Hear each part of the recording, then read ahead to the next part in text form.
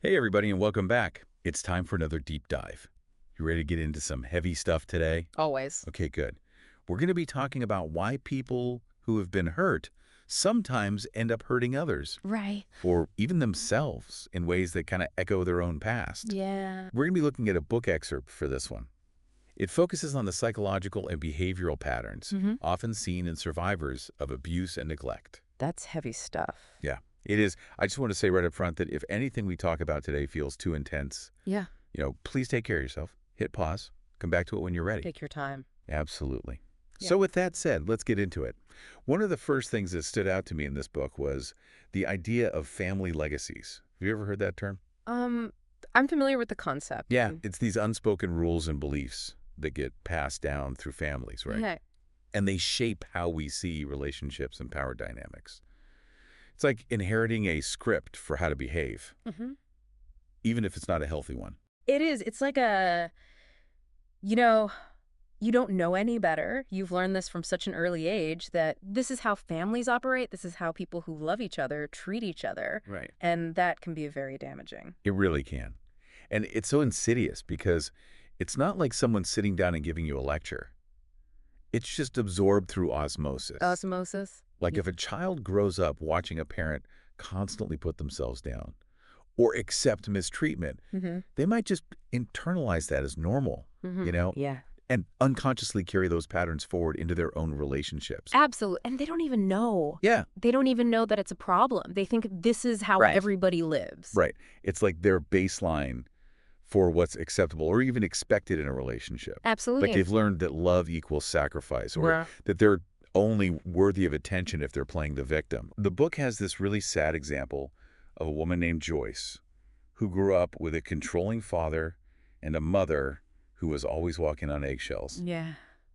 Just trying not to set him off. Yeah. A very common dynamic, unfortunately. Yeah. Very common. And Joyce ended up marrying a guy who was just like her dad. Oh, wow. Almost like she was drawn to that familiar dynamic, Mm-hmm. even though it was ultimately harmful. Makes sense, though, doesn't it? It does, in a way, like on a subconscious level. Mm. It's like her brain recognized that pattern and felt comfortable with it. Right, because that's what love is to her. Right, Yeah. exactly. That's what she knows. Yeah. It's heartbreaking, but it makes you think how much of our own behavior is driven by these unconscious patterns that we've absorbed without even realizing it. Oh, a huge amount. I Yeah. think most of what we do is unconscious. Yeah. It's like we're playing out roles in a play that we didn't even write. Right. And that leads us to this other idea from the book, the repetition compulsion. Oh, yeah. Have you ever worked with that concept in your practice? Yeah. I mean, it's a core principle in a lot of trauma therapy. Okay. It's this idea that we're unconsciously drawn to recreate past trauma.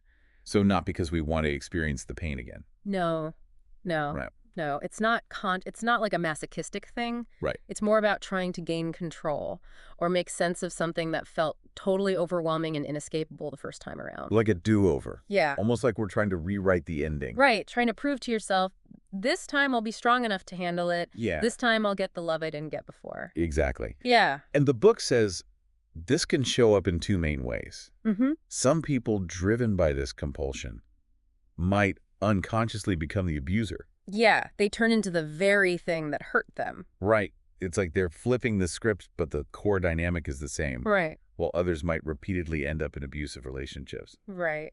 Drawn to that familiar pain. Yeah, it's like a magnet pulling them back to what their brain recognizes, Right. even if it's toxic. Right, because it's comfortable. It's what they know. Yeah. And sometimes it's even more complicated than that because there's this whole other layer of repressed memories. Right. Things that we've blocked out entirely. Exactly. Yeah. Stuff we don't even consciously remember, Mm-hmm. but that can still be driving our behavior in really powerful ways. It's crazy to think about. It's like these memories are hidden, but they're still pulling the strings behind the scenes. They are, like a shadow puppet show. I like that. So the book talks about some theories from trauma therapists about why survivors might reenact their trauma. Some say it's about trying to give a happy ending to a story that still haunts them. Right. Others think it's a way to prove they're not that scared child anymore, that they can handle it now. Trying to master the situation. Yeah, And then there's this theory that it's about reliving the escape. like the moment they finally got away. Yes. The moment they felt most in control. Because in trauma, you often feel completely powerless. Right. So reliving that escape can be a way to reclaim some sense of agency. Makes sense. And then there's this other fascinating idea of a trauma-induced biological addiction to the brain's stress response. Oh, yeah. It's a bit like an addiction to adrenaline. So some people might seek out stressful or even dangerous situations because their brain has gotten used to that flood of stress hormones. Exactly. They crave that intensity, even if it comes from a negative place. Wow. So it's not just willpower or making better choices. There's this whole biological component at play. Yeah. It's way more complex than just telling someone to snap out of it. Their Right. body is literally craving those chemicals. It's like their body is addicted to the feeling of being in survival mode. Yeah. Sadly, it is. And that brings us to another piece of this puzzle, PTSD, Post-traumatic stress disorder. which isn't just for veterans, as a lot of people think. No, not at all. It can happen to anyone who's experienced a significant trauma, and it's super common in folks who have survived abuse. Yeah. And here's the cruel irony. The very symptoms of PTSD, things like irritability, difficulty managing anger, feelings of helplessness, can actually contribute to both abusive and victim patterns. So it's like the trauma makes you more likely to either inflict harm or be drawn to situations where you're harmed. It's a vicious cycle. It is. And then there's trauma addiction. Mm, The idea that some people might be drawn back to familiar, even harmful situations because their brain associates those experiences with intensity or aliveness. right. It's like finding a twisted kind of comfort in what you know, even if what you know is painful. Because it's familiar. Yes, familiarity is safe, even if it's also dangerous. Like being stuck on autopilot, replaying the same scenes over and over, Yeah. even when you know the ending isn't going to change. Yeah, trying to force a different outcome. Right. And the book also talks about shame as a major factor in keeping the cycle going. It's Yeah. like this heavy cloak that weighs down both victims and abusers. Shame is huge in trauma. It's almost always there lurking in the background. And this is where projection comes in. That's that defense mechanism where people try to get rid of their own uncomfortable feelings by dumping them onto someone else. Like trying to wipe dirt off your hands by smearing it on someone else. Exactly. The book gives this example from ancient Greek culture Okay. about the bad hour and poison containers. That sounds a little strange, but it makes a good point. I'm intrigued. Tell me more. The idea is that when someone's overwhelmed with difficult emotions, they might unconsciously try to offload those feelings onto someone else, Mm-hmm. especially someone they see as weaker or more vulnerable. Right. So instead of dealing with their own shame, they try to pass it off like a hot potato. Yeah. Classic projection. It's pretty messed up, but it highlights how complex these dynamics can be, Yeah, especially in situations of abuse. it definitely does. Yeah, Yeah. it really shows how much is happening beneath the surface. And that's where things can get tricky. The book argues that these patterns fueled by shame and projection can actually create this whole cycle of victimization that's hard to break free from. That's what happened to Joyce, right? Yeah. Like those early messages she internalized about being less than made her more vulnerable to her husband's controlling behavior. It's like she was unconsciously playing out a role that had already been written for her. Exactly. It's a classic example of how these patterns can repeat themselves across generations. And the book goes even deeper into this idea of learned helplessness, which they actually started studying in animals. Oh, yeah, I've heard of that. It's kind of disturbing, though, isn't it? It is. Imagine a dog that's repeatedly given electric shocks with no way to escape. Yeah. Eventually, even when there's a clear way out, the dog just gives up. So it's learned that nothing it does will make a difference. Right. It's learned that its efforts are futile. So why even bother trying? That's so sad. It's like they lose all hope. They do. And the same concept applies to humans, too, Mhm. especially those who've experienced abuse. If someone's been in a situation where they felt powerless, trapped, unable to change their circumstances, they might develop this sense of learned helplessness. So it's not just about being too scared to leave.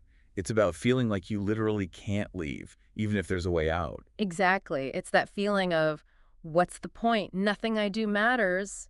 And that can make it incredibly difficult to break free from those abusive relationships. It's like a voice in their head saying, why even try? Right. And often that voice is echoing the voice of the abuser. That's heartbreaking. Yeah. But it makes sense when you think about how if someone's been told over and over that they're worthless or that they deserve to be mistreated, they might start to believe it. Yeah, it erodes their sense of self-worth. And that brings us to another big piece of this whole thing, self-blame. Oh yeah, self-blame is huge. It plays a major role in these cycles. Why would someone blame themselves for being abused, though? That seems so counterintuitive. It is, but especially for children, it's often a way of coping. It's a defense mechanism. It's easier to believe that they did something wrong than to accept that the people who are supposed to love and protect them are actually hurting them. It's like protecting themselves from an even more terrifying reality. Exactly. Yeah. And that self-blame can stick around for years, making them more likely to end up in similar situations. It becomes this distorted lens they see themselves Mhm. and their relationships through. Right. And then there's this whole other layer of seemingly paradoxical behaviors like clinging. Clinging, like why would someone cling to a person who's hurting them? It seems counterintuitive, but think about it from a child's perspective. They depend entirely on their caregivers for survival, right? Mm. Both physically and emotionally. Right. So when a child feels threatened, their instinct is to seek closeness to those caregivers, even if those caregivers are the source of the threat. It's like that primal need for connection overrides the fear. Exactly. And this can absolutely carry over into adulthood, especially for people who've experienced early trauma. They might find themselves drawn to their abusers or to situations that mirror that original trauma, even when it's clearly harmful. Because on some level, it feels familiar. Right. And familiar can feel safe, even if it's also dangerous. And then there's the Stockholm Syndrome, right? Where hostages start to develop emotional bonds with their captors. Yeah, that's a powerful example of how the human mind can adapt even in the most extreme circumstances. But why would that happen? It seems so bizarre. It is strange, but it's a survival mechanism. In a situation where someone feels totally powerless and terrified, their mind might start to see their captor as a protector, even if it's completely delusional. It's like their survival depends on shifting their perception of the situation. Exactly. And researchers have found that there are a lot of parallels between the Stockholm Syndrome and the dynamics we see in abusive relationships. So like the victim might start making excuses for the abuser or even feel protective of them. Yeah, it's a way of dealing with the cognitive dissonance of loving someone who hurts you. It's wild how the mind works. Yeah. It really highlights how complex all of this is. Like we're not always in control of our own reactions. And our past experiences, especially trauma, can have such a lasting impact on our choices and behaviors. Okay, so we've talked about a lot of heavy stuff here, but awareness is only the first step, right? What comes after that? How do we actually break free from these cycles, create healthier relationships? It all feels kind of daunting. It is daunting. You're absolutely right. It's not easy, but it is possible. The book talks about taking action, and it starts with recognizing that you have a choice. Like you're not destined to repeat the past. I mean, that's a powerful idea. Yeah. But it's easier said than done right. Right. When these patterns feel so ingrained, Right. like they're part of who you are, It takes time and effort, and often professional support. That's where therapy can be so helpful. right? Like having someone to guide you through all this. Exactly. A therapist can help you unpack those beliefs and behaviors, get to the root of the problem, and develop some healthier coping mechanisms. So instead of reacting in the same old ways, you start to gain more control over your responses. Yeah. You learn a new way to dance, so to speak. I like that. And the book also talks about setting boundaries, which I think can be really hard for some people, especially if they've been conditioned to put others' needs before their own. It's crucial, though, both with yourself and with others. It means learning to say no to people or situations that feel harmful or draining. It's about prioritizing your own well-being. Which for someone like Joyce could be a huge shift. It would be, but it's essential for breaking those codependent patterns and building healthier relationships. It's about reclaiming your power, deciding what you will and will not tolerate. Absolutely. And that leads us to another key piece of the puzzle, self-compassion. Which can be so hard. It can. It means recognizing that you're not to blame for the abuse or neglect you experienced. It wasn't your fault. But sometimes that's the hardest thing to believe. It is. It goes against everything you've been taught.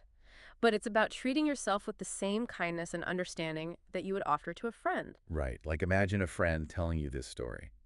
What would you say to them? Would you blame them? Of course not. You'd offer support and empathy.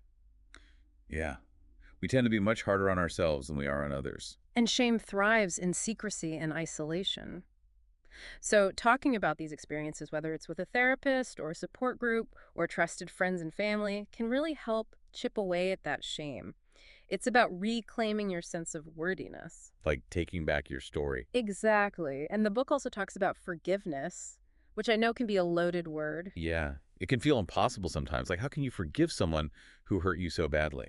It's important to remember that forgiveness doesn't mean condoning what happened or letting the abuser off the hook. Okay. So it's not about them. It's about you. It's about releasing yourself from that anger and resentment that can keep you stuck in the past. So finding a way to let go of that bitterness, not for them, but for your own peace of mind. Exactly. Forgiveness is a gift you give yourself. It's about acknowledging the harm that was done, but choosing to move forward without being weighed down by it. It's about reclaiming your own narrative, defining your future on your own terms. Beautifully said. So if awareness is the first step, action healing and ultimately forgiveness are the paths that lead to real, lasting change. Wow. We covered some intense ground today. We talked about the realities of abuse, the patterns that keep people stuck, and the possibilities for healing and transformation. I guess if there's one thing I want listeners to take away from this is that you're not alone, and you have the power to break free from these cycles. Create a better future for yourself. You absolutely do. Keep learning, keep growing, and keep believing in your own strength. And remember, there's help out there if you need it. Thanks for listening, everyone.